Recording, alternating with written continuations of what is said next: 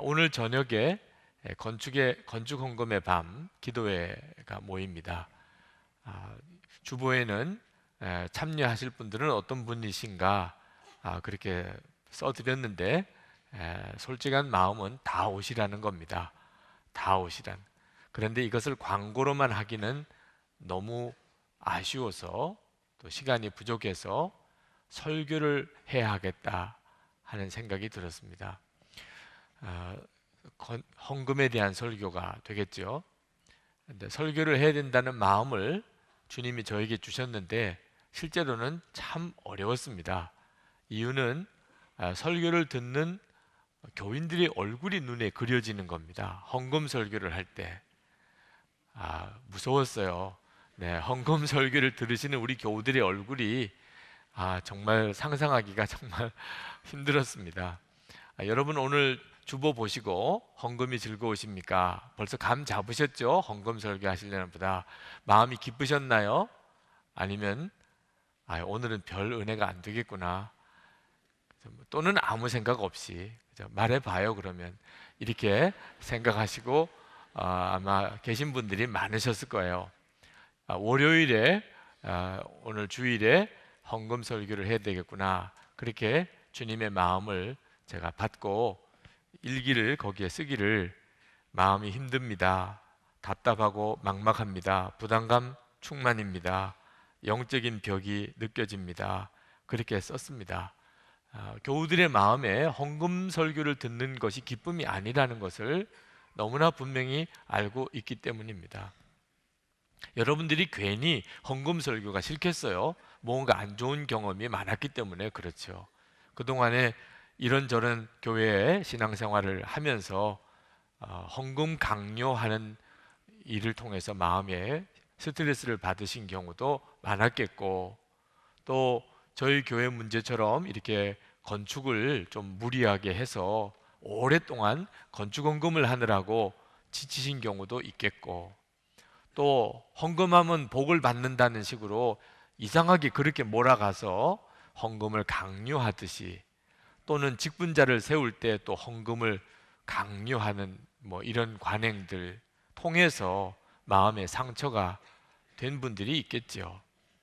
그러니까 그랬겠죠. 또 교회가 헌금을 제대로 잘 사용했으면 좋았을 걸, 그게 또 문제가 생겨서 재판을 받기도 하고 하는 이런 불미스러운 일들에 대한 소문도 듣다가 보면 헌금에 대한 마음이 이렇게 딱 닫혀버리고 이제는 헌금 설교가 전혀 기쁨이 아니게 되는 일이 된 거죠. 이제 이런 상황에서 우리가 오늘 건축 헌금의 밤 기도회를 하고 헌금 설교를 하려고 하니까 마음이 참 어렵습니다. 어떤 분은 저희 교회 오셔서 저희 교회가 좋은 것 중에 하나가 주일에 헌금 바구니를 돌리지 않고 헌금함에다가 헌금하는 것이 너무 좋다고 말씀하시는 분이 계세요. 그래서 그렇게 좋은 일인가 하는 생각이 들어서 좀 난감하기도 했습니다. 심정은 이해가 돼요. 헌금 바구니를 돌리면 아무래도 헌금을 강요하는 듯한 느낌이 드는데 우리 교회는 편안해서 좋다, 헌금 강요 안 해서 좋다, 이런 뜻이겠죠. 원래 헌금함에다가 헌금하려고 하는 취지는 헌금은 준비해서 드려야 됩니다, 그런 메시지입니다. 사실 헌금은 준비해서 드려야 됩니다. 헌금 주머니가 지나가니까 그제서야 그냥 부시럭거려서 헌금하는 헌금은 하나님께 드리는 헌금이 아닙니다.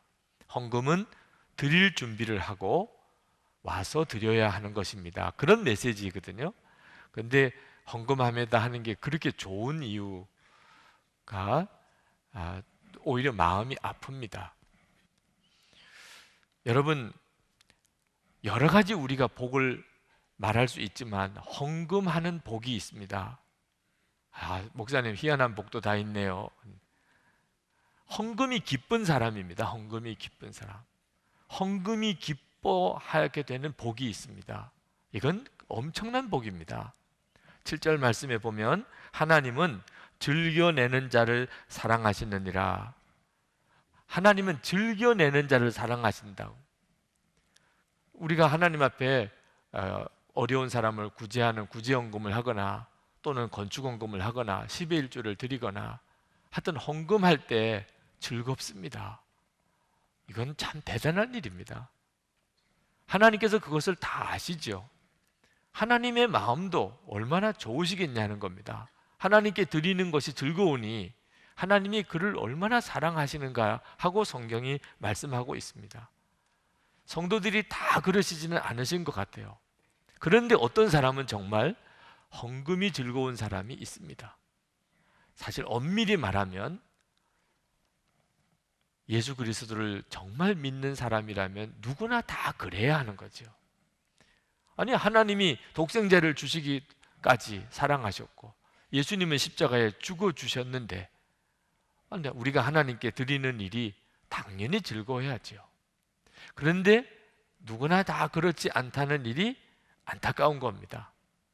지난 주간에 평신도 선교사님 한 분과 점심 식사를 한 적이 있습니다. 그런데 그 선교사님과 시간 약속을 하고 식당 장소를 약속을 하면서 메일을 주고받으면서 이번에는 제가 식사를 대접하겠습니다. 아니에요. 이번에는 제가 대접해야죠. 아닙니다. 제가 대접할 기회를 주세요. 메일을 주고받으면서 그랬습니다.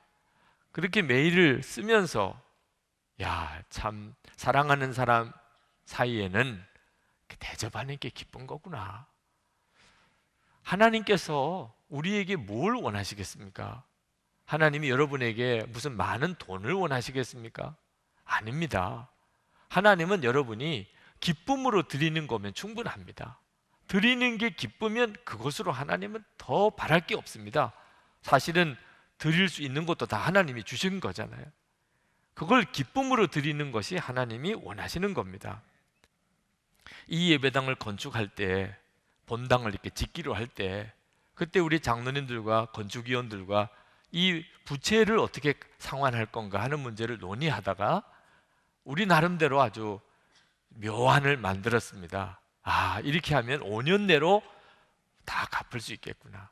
그 묘안이 뭐냐면 우리 교인들 한 사람이 100만 원씩 5년만 해마다 헌금하면 끝난다. 계산을 해보니까 그렇게 나오더라고. 해마다 교인이 부흥될 것까지 다 하니까 한 5년만 1년에 한 사람이 100만 원씩만 헌금해 주면 되더라고. 그래서 우리는 다 끝난 줄 알았어요. 갚는 것도 이렇게 간단하게 갚을 수 있겠구나. 그런데 문제는 교우들에게 그렇게 광고하고 계산서까지 다 나눠드리고 이렇게 했는데도 실제로 헌금 뚜껑을 딱 열어보면 형편없이 헌금 액수가 적은 겁니다. 2008년도에 이자도 갚을 수가 없는 정도가 작정이 되었어요. 그때 당시 교인 수가 2,500명 주일 출석입니다. 목표가 25억이었어요. 그런데 이자도 갚을 수가 없을 정도예요. 마음에 크게 낙심이 오더라고요. 그런데다가 세계적인 금융위기가 또 닥쳐오고, 그래서 추수감사절 헌금이 교회 예산보다도 많이 적게 나왔습니다. 위기감이 왔어요. 2009년도에 이제 또 건축헌금을 작정을 해야 되는데 이제는 어떻게 하나? 이제는 끝난 건가? 여기서 이렇게 안 되는 건가? 여기까지였나? 이런 생각도 하게 됐습니다. 근데 그때 참 묘한 일이 생겼어요. 갑자기 1,000억을 줄 테니까 이 건물을 인수 자기들이 받겠다. 1,000억을 현금으로 1,000억을 줄 테니, 그러니 한 200억 갖고 800억 가지고서 좋은 땅을 사서 예배당을 건축하면 되지 않겠느냐. 근데 머리에 쭉 뺏어더라고요. 그 이야기를 듣는 순간에 세상에 그런 제안을 할 수 있는 데가 어디겠어요. 말은 어느 교회라고 하지만 이게 이단이구나. 이단이 이 예배당 건물을 호시탐탐 노리고 있는 거예요. 자기들이 그 돈 가지고 어디다가 지으면 되지 왜 하필이면 이 예배당을 원할까? 이 예배당이 위치해 있는 이 위치가, 이 건물의 상황이 영적으로 굉장히 중요한 전략적인 거점이구나. 이건 돈으로 계산할 수 있는 문제가 아니구나 하는 사실을 비로소 그때 알았어요. 그러니 악한 영이 노리는 거죠. 그때 제가 담임자로서 그동안에 약한 마음을 품고 있었던 것에 대해서 회개했습니다. 어떻든지 이자라도 갚을 수 있으면 좋겠는데 이럴 정도 생각할 문제가 아니에요. 아, 이 건축비 부채 원금 상환을 추진해 가야 되겠구나. 이거 언제까지 이렇게 가다가는 나중에 악한 영이 얼마나 교회를 뒤집어 놓을 수도 있겠구나 하는 생각이 들었습니다. 그래서 그때 하나님, 제가 이 원금 부채 상환을 하겠습니다. 교우들과 함께 이 일을 위해서 헌금하겠습니다.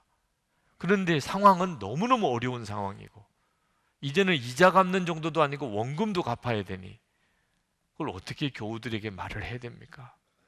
근데 주님이 그때 저에게 너무너무 강하게 책망조로 말씀하셨습니다. 절대로 전 교인들에게 헌금해달라고 구걸하지 말라고. 구걸하지. 너는 나를 거지처럼 만드냐? 제발 100만 원, 한 사람 앞에 100만 원, 제발 좀 그렇게 헌금해 주세요. 넌 제발 좀 그렇게 하지 마. 그렇게 해서 되지도 않았고, 하나님께서 말씀하시기를 헌금하는 게 기쁜 사람만 헌금하라. 헌금하는 게 기쁜 사람만, 그런 사람만 헌금하고 기쁨이 안 되는 사람은 안 해도 된다고 그래라. 근데 그 말을 하기가 너무너무 두려운 겁니다. 전 교인들에게 다 헌금해 달라고 해도 안 되는 판인데 헌금하는 게 기쁜 사람만 헌금하고 기쁘지 않으면 안 해도 된다니. 장로님들하고도 의논할 때 장로님들의 얼굴도 무거우셨어요. 그런데 하나님이 제 마음에 주신 게 워낙 강하니 결국은 2009년 2월 22일 주일 저녁에 지금처럼 건축 헌금의 밤 기도회를 모이기로 광고하고, 헌금하는 게 기쁜 사람만 오십시오, 그렇게 광고를 했습니다. 그때는 한 300명 정도 올려놔. 처음에는 준비하는 건축위원회에서 300명 정도 올려놔 생각을 했습니다. 근데 1000명이 왔습니다. 그것은 그때 굉장한 감동이었습니다. 우리 교우들 중에 이 정도로 헌금에 대한 마음이 있는 분이 계셨구나. 1000명이 있구나. 그날 참석하셨던 분들은 기억나실지 모르겠어요. 우리 정신이 아니었습니다. 그냥 오실 때 마음하고 그날 기도회 때 마음이 달라졌어요. 서로 간증을 하는데 간증하는 사람도 울고 듣는 사람도 울고, 말씀을 증거하고 같이 가족들끼리 서로 손을 붙잡고 헌금 작정을 해야 되니까 기도하는데 올 때 작정한 액수보다 실제로 쓴 액수가 훨씬 많아졌어요. 교육자들 중에도 1년 생활비세 다 헌금한 분들도 계셨어요. 그때는 그런 분위기였어요. 뭔가 정말 우리를 사로잡고 있었어요. 그러고도 기뻤어요. 나중에 뚜껑을 열어보니까 80억이 넘게 작정이 되었습니다. 2005년에 이 본당 공사를 재개할 때 32억이 헌금 작정이 되었습니다.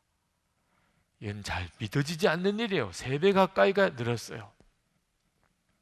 재정위원회에서는 우리 장로회장님이신 이용수 장로님이 재정위원장이실 때 우리가 교우들이 헌금한 것을 이자를 갚는다고 하면 얼마나 허전하겠습니까? 그러니 교회 재정에서 이자를 갚도록 하겠습니다. 헌금한 것은 다 원금 상환으로 들어가겠습니다. 이렇게 결단을 했습니다. 건축위원회에서 그걸 받아서 공포도 했어요. 그러나 이건 참 무리한 일이었습니다. 왜냐하면 그때 당시에 한 40억 정도 우리 교회 예산이었습니다. 13억 이자입니다. 추가로 13억을 어떻게 더 감당합니까? 정상적인 재정으로. 그렇지만 이미 분위기는 그런 분위기였습니다. 그리고 갔습니다. 2009년도 결산, 여러분도 관심 있으면 한번 보세요. 희한합니다. 그 해는 어째 그렇게 일반 재정도 많이 헌금이 되었는지 예산보다도 13억이 더 됐습니다. 참 그것도 신기한 일이죠.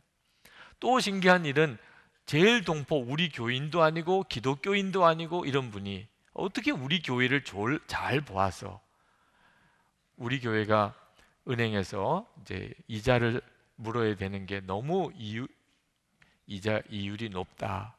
그래서 그 당시에 최저의 이자로 몽땅 다 우리 건축 부채를 그 은행으로 옮겨가서 그렇게 이자가 낮추어지는 역사도 있었어요. 하여튼 결론적으로 하나님이 우리가 기쁨으로 드리기를 하면 하나님이 역사하신다는 걸 보았습니다.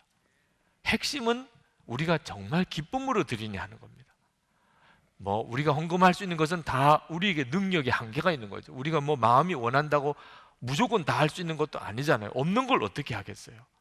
그러나 헌금을 하되 헌금이 기쁨이 되는 사람들을 통하여 주님은 역사하신다는 겁니다. 여러분, 우리가 정말 예수님을 믿고 구원받은 자가 맞다면 헌금은 당연히 즐겁습니다. 다윗은 전형적인 그런 케이스죠. 다윗은 헌금이 즐거웠어요. 그는 예배당 성전 건축하고 싶었습니다. 하나님이 허락지 않았습니다. 그러면 그저 오히려 홀가분할 수도 있는데 다윗은 자기가 지을 수도 없는 성전 건축 자재를 다 미리 자기가 준비해서 봉헌했습니다. 솔로몬 성전이라고 하지만 실제로는 다윗 성전이죠. 그때 다윗이 그것을 다 하나님께 봉헌하면서 고백했습니다. 역대상 29장 14절에 나와 내 백성이 무엇이 관대 이처럼 즐거운 마음으로 드릴 힘이 있었나이까. 모든 것이 주께로 말미암아 싸우니 우리가 주의 손에서 받은 것으로 주께 드렸을 뿐이니이다. 다윗은 그렇게 즐거웠어요. 하나님 앞에 드리는 것이. 그러니 하나님이 다윗을 얼마나 좋아했겠습니까? 이스라엘 백성들이 성막을 지을 때도 너무 많이 가져오니까 제발 좀 가져오지 말라고 광고를 해야 됐었고, 포로 생활 끝나고 돌아와서 다시 성전 지을 때도 에스라 1장 6절에 보면 예물을 기쁘게 드렸더니라고 말합니다. 누가복음 7장에 향유 옥합을 예수님의 발에 다 쏟아붓는 이런 정말 낭비도 이런 낭비가 없는 것을 예수님은 오히려 기쁨으로 받으시고 그 여인을 칭찬하셨습니다. 왜? 사랑이었기 때문에. 누가복음 7장 47절에 이는 저의 사랑함이 많음이라. 헌금은 사랑입니다. 하나님께 우리의 사랑을 표현하는 길입니다. 그러니 기쁠 수밖에 없죠. 주님을 사랑하는 사람은. 여러분, 여러분의 자녀들을 위해서 돈을 쓸 때 기쁘잖아요. 공부를 시키고 그리고 필요한 것을 사주고 또는 그 혼인할 때 여러분이 뒷바라지하고 다 기쁨으로 하지 않습니까? 사랑하니까. 하나님을 사랑하는 것과 자녀를 사랑하는 것을 비교해 볼 때 여러분 하나님 앞에서 여러분의 마음이 어떻습니까? 은혜 받은 사람은요, 예배 시간이 가장 좋은 순서가 헌금 시간입니다. 우리는 준비된 헌금을 드리자고 하는 취지로 헌금함에다가 헌금을 하지요. 헌금 시간이 따로 없습니다만 실제로는 예배 시간에 가장 기쁜 시간이 헌금 시간이에요. 11조 논쟁이 있습니다. 11조는 구약의 율법이 아닙니까? 그런 분들이 계신데 그렇지 않습니다. 11조 문제는 하나님을 진짜 믿느냐 안 믿느냐에 따라서 차이가 나는 겁니다. 하나님을 안 믿는 분들은 11조 할 필요가 없습니다. 11조는 정말 칼 안 든 강도와 같습니다. 수입의 10분의 1을 바치라니요. 혹시 이 자리에도 아직도 예수를 믿으시는 게 아니고 그저 믿어볼까 하는 마음으로 오신 분들, 하나님은 정말 살아계신지, 복음이 무엇인지, 예수님은 또 누군지 그걸 알고 싶어서 오신 분들은 11조 할 필요가 없습니다. 아직도 그게 안 믿어지시는 분들은 헌금, 괜히 그 문제 때문에 시험 들 필요 없습니다. 우리는 헌금 바구니 안 돌립니다. 마음의 준비가 안 되시고 헌금할 이유를 알지 못하시는 분들은 그냥 예배당 오셔서 같이 예배 참석하시고 말씀 들어보시고 양육 받아보시고 그리고 정말 생명의 주님을 만나시게 되기를 원합니다. 헌금이 걸림돌 되는 것은 정말 바보 같은 일입니다. 그러나 예수님을 진짜 믿으시고 구원 받으신 분들, 하나님이 살아계심을 정말 아시는 분들은 11조 문제는 전혀 다릅니다. 11조를 하지 않는 것은 실제로는 하나님을 믿지 않는 겁니다. 하나님이 정말 만복의 근원이시고 만유의 주제이신 것을 아시는 분, 사람이 살고 죽는 것에 모든 결정권을 하나님이 가지고 계시다는 걸 진짜 믿으시면서 어떻게 11조가 마음에 걸림이 됩니까?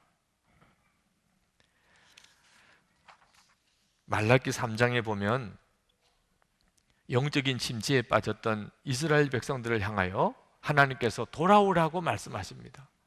이스라엘 백성들이 어떻게 돌아갑니까? 하나님 돌아가는 건 어떻게 해야 됩니까? 라고 질문을 했습니다.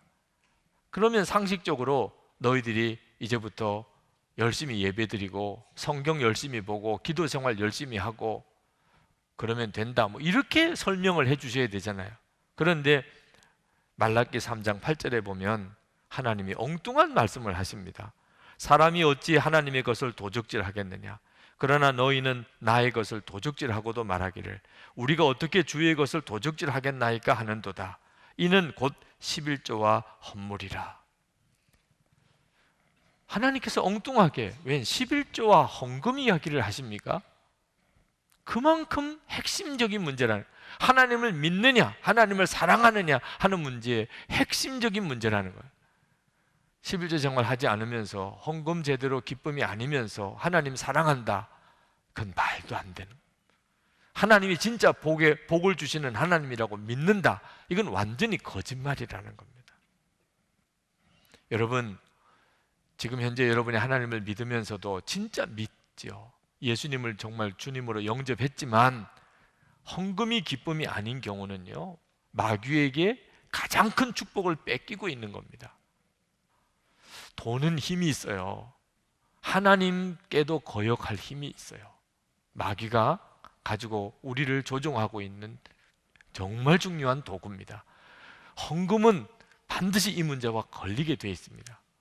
그러면 여러분이 진짜 하나님을 알지 못하면 헌금 문제는 반드시 걸리게 되어 있어요. 하나님 앞에 온전하게 하기가 어렵습니다. 성경은 분명히 헌금은 축복의 길이라고 말씀합니다. 6절에 이것이 곧 적게 심는 자는 적게 거두고 많이 심는 자는 많이 거둔다 하는 말이로다. 10절에 심는 자에게 씨와 먹을 양식을 주시는 이가 너희 심을 것을 주사 풍성하게 하시고 너희 의의 열매를 더하게 하시리니. 분명히 하나님은 우리가 헌금하는 것은 씨를 많이 심는 것과 같다고 말씀을 하셨어요. 하나님이 복을 주시겠다는 거죠. 그러나 저는 여러분이 헌금을 많이 하면 복을 많이 받을 것이라고 말씀드리고 싶지 않습니다. 왜냐하면 하나님은 하나님의 약속을 반드시 신실하게 지키시는 하나님이신 걸 믿지만 우리 마음에 마치 복을 받으려고 헌금을 많이 하는 행위는 그건 온전한 믿음이 아니기 때문에 그냥 감사해서 드리는 것뿐이죠. 드리는 게 즐거우니까 드리는 것뿐이죠.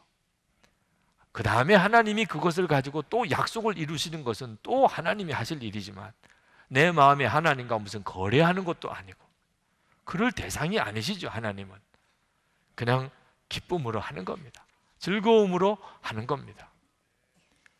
우리가 예배 드릴 때마다 헌금이 기쁜가, 헌금하는 것만 하라고 해도 나는 예배에 나올 것인가, 여러분을 점검해야 합니다. 혈압도 체크하고 혈당도 체크하고 뭐 간 수치도 체크하고 암 수치도 체크하시잖아요.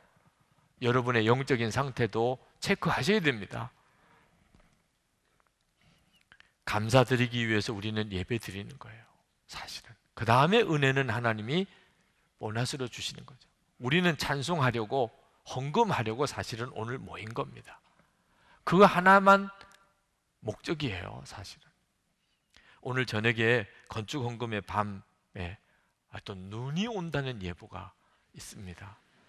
그냥 오라 그래도 올까 말까 하시잖아요. 그런데 눈까지 오시니 참 난감해서 어젯밤에 강단 기도회 때 이거 눈 때문에 어려움이 없도록 기도를, 중보 기도를 여기 강단에서 장로님들이 하셨어요. 그런데 저는 생각할 때 기가 막힌 하나님의 계획이라고 싶어요. 눈이 오니 진짜만 오실 거 아니겠어요? 정말 기쁜 사람, 정말 오고 싶은 사람만 오시지 눈도 오는데 누가 오겠어요? 그렇지 않은. 정말 이게 하나님의 계획이구나 싶은 생각이 듭니다. 여러분, 신년 명절에 아버님, 어머님 찾아뵈러 갈 때 길이 멀다고 그게 문제가 되겠어요? 뭐 산골짜기라고 문제가 되겠어요? 아버님, 어머님 계신 곳이 그게 목적지라 그 많은 시간을 들여서도 가잖아요. 불편함, 그건 오히려 기쁨이죠. 오히려 주님이 아시니까, 그죠? 기쁨이죠. 저희 교회는 어느덧 이제 주일 예배 드리는 일이 굉장히 불편하게 됐습니다. 주차장도 불편하고 교회 안에서 오고 가시는 것도 불편하고 참 불편해졌어요. 그런데 여러분, 우리가 뭐 극장도 아니고 쇼핑센터도 아니고 말이에요. 우리가 뭐 편리하니까 가고 편리하지 않으니까 안 가는 이런 수준은 아니잖아요. 아버지 집에 가서 하나님께 예배 드리는 건데 불편한 것이 오히려 기쁨이고, 그래서 하나님이 무슨 강권하시는 역사가 없다면 건물을 더 짓는 일은 안 하려고 결정을 했습니다. 주차장 무슨 건물 더 짓고 싶은 게 많습니다. 지금 교회 학교는 어려움이 많아요. 그래도 하나님이 정말 부인할 수 없이 더 지으라고 하지 않는다 하면은 우리가 힘이 있으면 분리개척합시다. 그래서 한 300명에서 500명 정도쯤 되는 교회, 우리가 10교회, 20교회, 50교회 이렇게 세우는 것이 하나님 뜻이 아니겠습니까? 그러면 우리는 불편한 게 기쁨이 되어야 할 수 있는 일입니다. 하나님 앞에 나가서 건축헌금의 밤에 참석하고 싶은데 헌금할 게 현실적으로 없습니다. 뭐가 걱정이십니까? 이 교회 지을 때 기도부터 있었습니다. 기도부터. 무슨 다 가지고 지은 게 아니란 말입니다. 민족성전 짓자고 하는 비전 하나, 그리고 기도밖에 드릴 수가 없었어요. 지금도 똑같습니다. 기도하시는 분들은 대환영입니다. 정말 아무것도 없어서 기도밖에 드릴 수 없는 건 그건 하나님이 계획이 있는 사람입니다. 헌금의 기쁨을 되찾으셔서 하나님 앞에 정말 복 있는 성도가 되시기를 축복합니다.